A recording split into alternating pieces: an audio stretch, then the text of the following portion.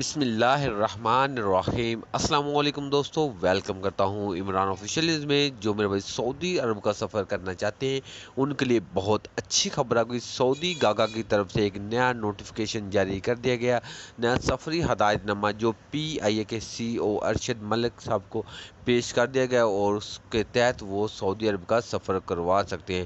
تو جو میرے بھائی پاکستان میں بیٹھے ہوئے جن لوگوں نے پاکستان سے دونوں ویکسین کی خوراک لی ہوئی ہے یا پھر سعودی عرب سے ایک ویکسین کی خوراک لیے، ان کے لیے یہ ویڈیو بہت خاص ہے۔ ان کے لیے فلائٹ پیشن مکمل طور پر بحال کرنے جا رہے ہیں۔ جیسا کہ آپ بھائیوں کو پتہ ہے کہ سعودی عرب تمام پابندیاں آہستہ آہستہ ختم کر رہی ہیں، تو جو سفری پابندیاں بھی یہ بھی ختم کرنے جا رہے ہیں۔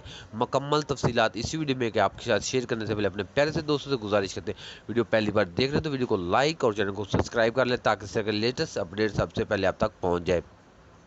تو گاگا کی طرف سے جو نوٹیفیکیشن جاری کیا گیا پی آئی اے کو نے شیڈول جاری کر دیا ہے، وہ تقریباً ارشد ملک صاحب کا بیان یہ سامنے آیا ہے کہ ہمیں گاگا کی طرف سے اجازت مل چکی ہے، لیکن ہمیں کچھ شرائط ساتھ میں رکھی گئی ہیں، اس کے لیے ہمیں 1 ہفتے کا ٹائم دیا گیا ہے۔ اس 1 ہفتے کے اندر اندر ہم ٹکٹ بکنگ شروع کر دیں گے ان لوگوں کے لیے جو پاکستان سے سعودی عرب کے لیے سفر کریں گے، جن لوگوں نے دونوں خوراک پاکستان سے لی ہوئی ہے۔